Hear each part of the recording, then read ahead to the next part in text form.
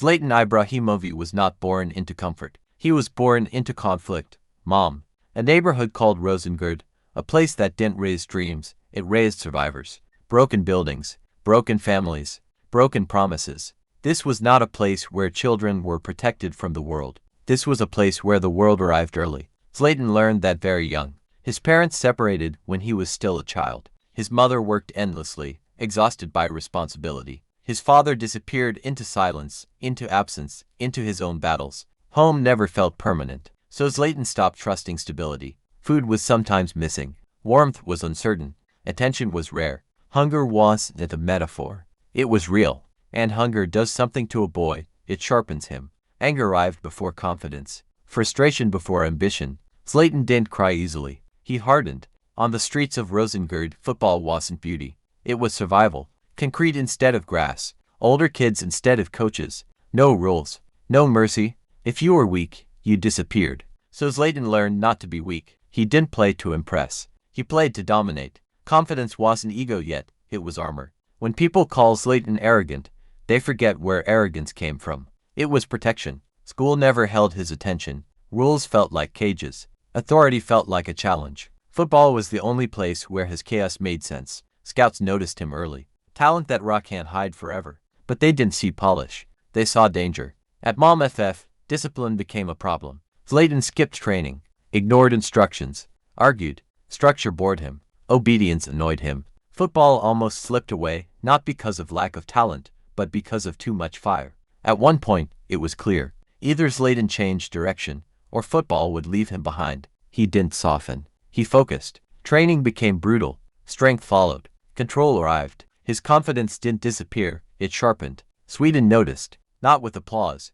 with suspicion. Too wild. Too arrogant. Too much personality. Zlatan didn't care. When Ajax came calling, it felt unreal. A boy from Rosengård.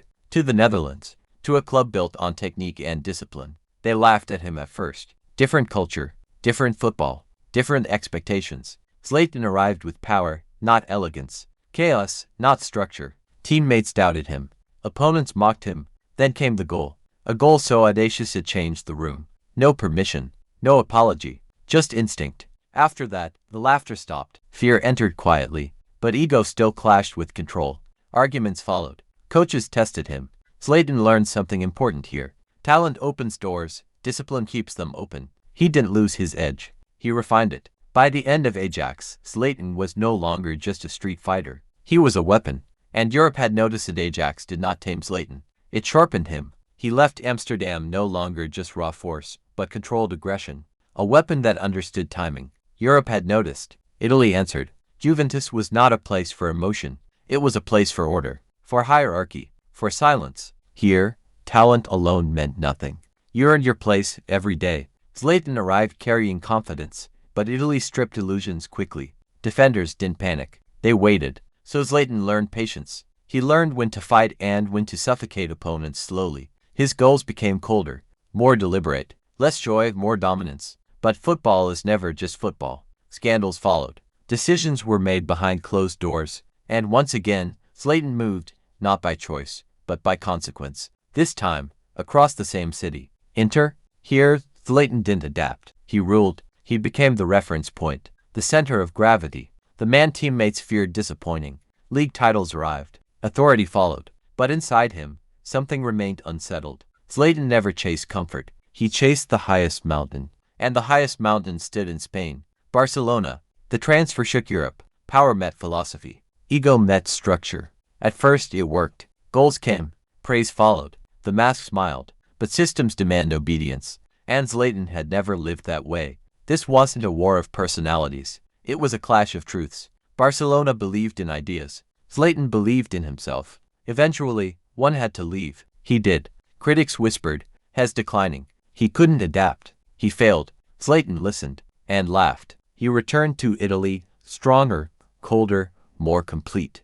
AC Milan. Here, he wasn't just a striker. He was a standard. A young squad watched him train, watched him demand, watched him refuse excuses. And Milan rose. A league title followed. But time never negotiates. Muscles tighten. Recovery slows. Reality arrives. So Zlatan crossed the ocean.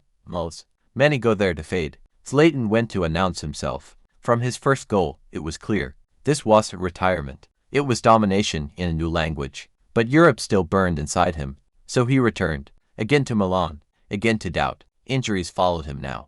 Not critics. Yet even injured, he commanded rooms. He spoke less. But when he did, people listened. Zlatan had changed. Not softer. Deeper. He was no longer just power. He was presence. And the story was not finished. Paris was not ready. It thought it was buying a striker. It bought an earthquake. Paris Saint-Germain had money, ambition, a vision. What it lacked was identity. Zlatan arrived and gave it one. Not with speeches, with certainty. From the first touch, the message was clear. This league will bend. France had never seen arrogance like this, and never seen it justified so brutally. Goals were not celebrations. They were statements. Headers, free kicks, volleys from impossible angles. Every week, another reminder. Zlatan was not competing. He was collecting proof. Records collapsed quietly. Opponents accepted defeat before kickoff. Teammates grew taller standing next to him.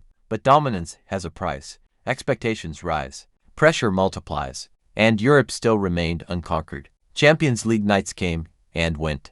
Criticism returned, louder this time. He can't do it at the highest level. He dominates small leagues. He disappears when it matters. Zlatan heard every word and carried them. Then came the night everything changed. A knee, a sound, silence, injury. At his age, it was supposed to be the end.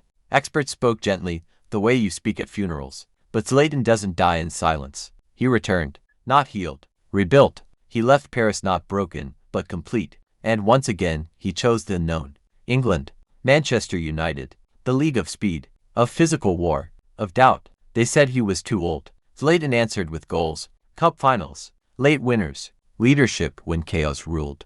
Then the knee returned. Worse this time. Surgery, rehab, loneliness. This was not a comeback story. This was survival. Doctors warned him. His body warned him. Zlatan ignored all of them. He crossed the ocean again, but this time with scars. La Galaxy. From the first goal, a 40-yard strike, football understood. Age had taken nothing, only sharpened him. He spoke openly now, honestly, about pain, about fear, about discipline. The myth had learned reflection, but Europe still called. So he answered, one final time, back to Milan, not as a savior, as a teacher. Young players surrounded him. They listened, they believed, and once more, against logic, a title arrived. Zlatan lifted it slowly, not smiling, knowing this was legacy, not numbers, not trophies, but imprint. He had entered football as an outsider. He leaves it as a reference, not loved by all, respected by everyone. Because Zlatan never asked permission, he forced belief,